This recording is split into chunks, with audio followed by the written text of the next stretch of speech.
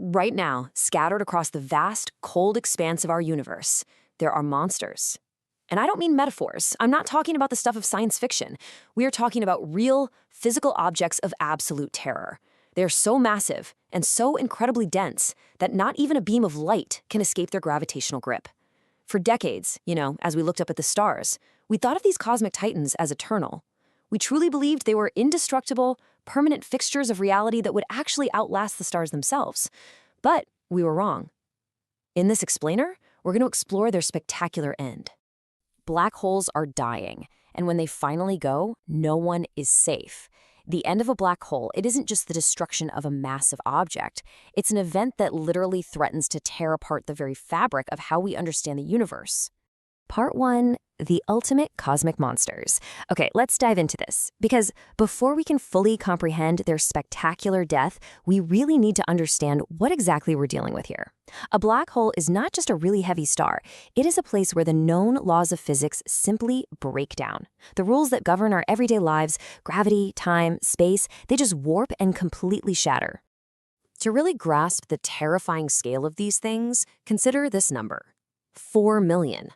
Right now, sitting in absolute silence at the center of our very own Milky Way galaxy is a supermassive black hole known as Sagittarius A star. It contains 4 million times the mass of our entire sun, and all of that is crushed into a region of space smaller than our inner solar system. It's almost impossible to wrap your head around. Part 2, what is a black hole? Well, these titans are born from violent death, specifically the explosive death of a massive star. When a star that's, say, at least 20 times more massive than our sun finally burns through all its nuclear fuel, a catastrophic collapse begins. Gravity ultimately wins. The core collapses inward upon itself, while the outer layers explode outward in a brilliant, blinding supernova. And what remains? It's crushed down into a single point of infinite density, something we call a singularity. Now, surrounding that singularity is the event horizon. This is the true boundary of the monster. Think of the event horizon kind of like the edge of an impossible cosmic waterfall. Imagine you're swimming in a river toward a massive precipice. At first, the current pulls you, but if you swim hard enough, you can still fight it and reach safety. But as you get closer, you cross a specific threshold where the water itself is plunging downward faster than the absolute maximum speed you can possibly swim. At that point, no matter how hard you fight, your fate is sealed. In space, that absolute maximum speed is the speed of light. The space-time near a black hole curves so sharply that every possible path forward simply leads deeper into the dark. There's no turning back. Part 3, the Hawking paradox. For most of the 20th century, the general consensus was that crossing this cosmic waterfall was a strictly one-way trip. The assumption was that a black hole would just sit there, growing larger and larger as it consumed matter, forever. But in 1974, a brilliant young physicist named Stephen Hawking discovered something that absolutely shocked the scientific community. Black holes aren't entirely black. They leak. And this brilliantly illustrates exactly what Hawking discovered. His equations revealed a totally startling dynamic about a black hole's lifespan. As time ticks down, black holes actually emit a faint glow, which we now know as Hawking radiation. Paradoxically, the smaller a black hole gets, the hotter it becomes. And the hotter it gets, the faster it evaporates. It's an incredible runaway effect. So how does this actually happen? Well, one particle falls in and the other escapes into space.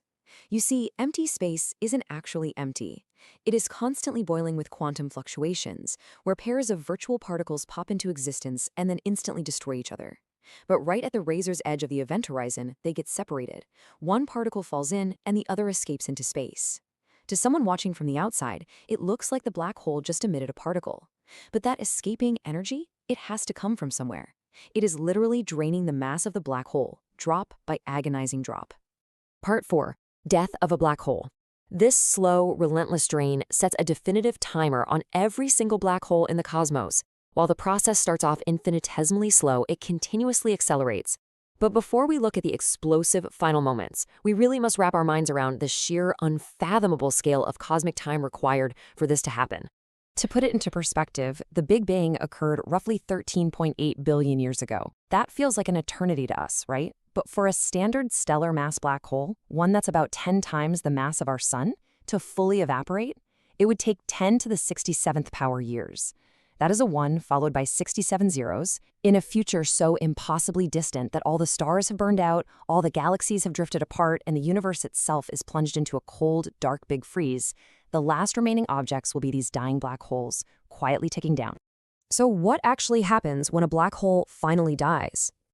A brilliant flash of energy, and then pure black. In the very final seconds of its incomprehensibly long life, the evaporation enters a runaway process. As the black hole shrinks down to a microscopic size, its temperature climbs toward infinity. The evaporation rate accelerates exponentially. And then, in its very last moment, it detonates in a blinding, brilliant flash of high-energy gamma rays.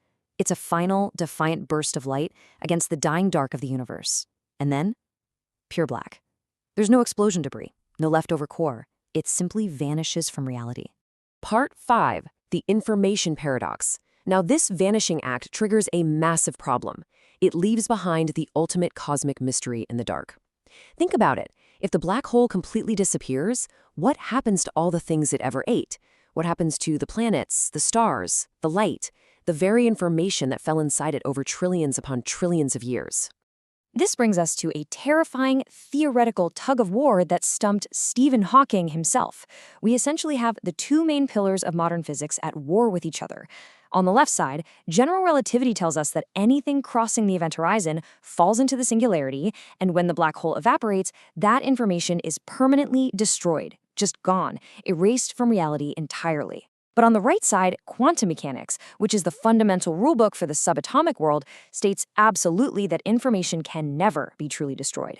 Every particle carries an indestructible record of its past state. Both of these theories simply cannot be right.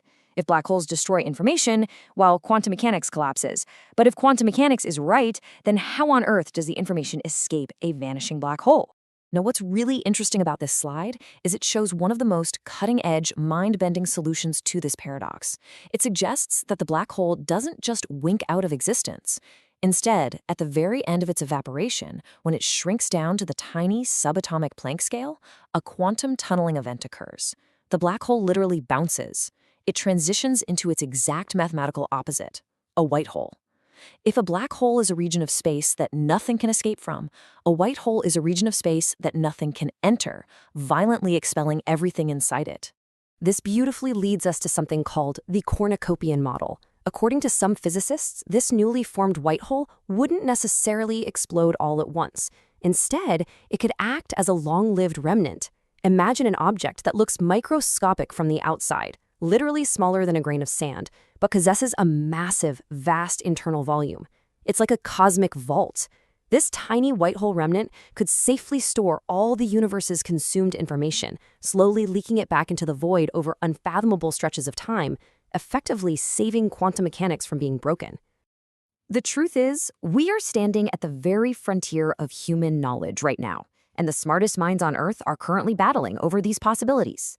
The information could be destroyed forever in a cosmic shredder, which, again, totally breaks physics.